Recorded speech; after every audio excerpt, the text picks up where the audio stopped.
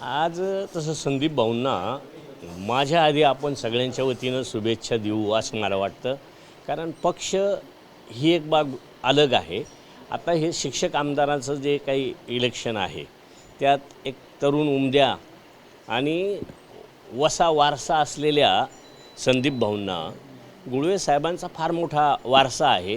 त्यांच्या हातून जे काही गुळवे साहेबांच्या हातून जे अर्ध, कारण त्यांचं तसं ते जाण्याचं वय नव्हतं, परंतु परमेश्वराच्या मनात आलं तर कोणी रोखू शकत नाही. आणि त्यांच्याकडून जी सर्वसामान्य माणसांची सेवा करण्याचं ज्यांचं स्वप्न, अधुरं स्वप्न पूर्ण करण्यासाठी संदीप भाऊला मी मनापासून शुभेच्छा देतो. मदत करणार आहात का आपण निवडणुकीला? आता इथंच मी असलेल्या शिक्षक मंडळीला विनंती केली की बाबा संदीप भाऊला सगळ्यांनी मदत करा. बावा सर आहेत, त्यांची सर्व सहकारी आहेत, सगळ्यांनी मदत करावी अशी मी विनंती करतो. आपल्या पक्षाने देखील उमेदवार दिले आपल्या पक्षाने उमेदवार दिला आहे. शुभेच्छा सगळ्यांनाच द्यायच्या असतात.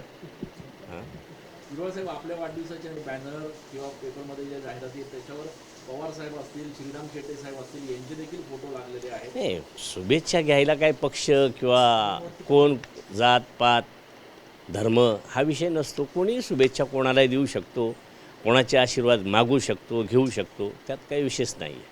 भुजबळ साहेब नाराज असल्याच्या बातम्या आहेत. गेल्या काही दिवसांपासून आपली काही भेट झाली का, काही चर्चा झाली का? भेट झाली आणि ती अतिशय आनंदानं विनोदानं चर्चा त्या ठिकाणी झाल्या आमच्या बैठक होत असताना. त्याच्यामुळं नाराज हे कशावरून काढलं जातं मला काही समजलं नाही. तुम्ही समता परिषदेची काल बैठक घेतली होती मुंबईमध्ये. त्या बैठकीत कार्यकर्त्यांचं म्हणणं होतं की काहीतरी वेगळी भूमिका आता घ्यायला पाहिजे. प्रत्येक कार्यकर्त्याची अपेक्षा असते का आपण काहीतरी निर्णय घ्यावा, परंतु शेवटी भुजबळ साहेब हे मोठे आहेत, सिनियर आहेत, ते असा विचार करणार नाही अशी माझी तरी खात्री आहे. पण त्यांच्यावर अन्याय झाला असं वाटतंय तुम्हाला? अन्याय म्हणून म्हणता येणार नाही. इच्छा त्यांची होती हे बरोबर आहे, परंतु कुठंतरी थांबावे लागतं म्हणून मोठ्या मनाने ते थांबलेत असं मी मान्य करतो किंवा समजतो. आता मध्यंतरी लोकसभा निवडणुकीनंतर मोठ्या प्रमाणात गटाचे आमदार साहेबांच्या गटात जाण्याच्या म्हणजे परतीच्या मार्गावरती आहेत असं एक परसेप्शन आहे.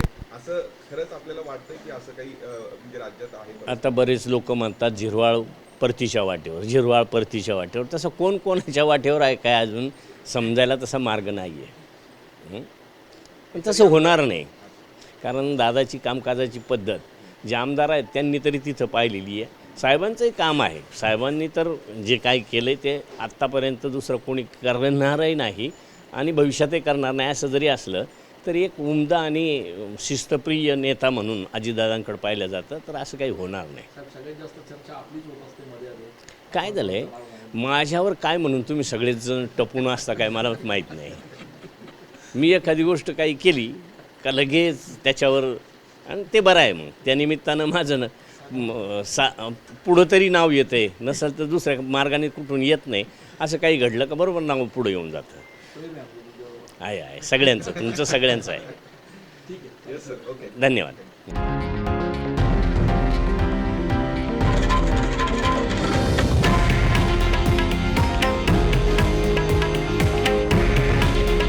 हे आहे देशातील नंबर 1 न्यूज नेटवर्क आणि आपण पाहत आहात TV9 मराठी.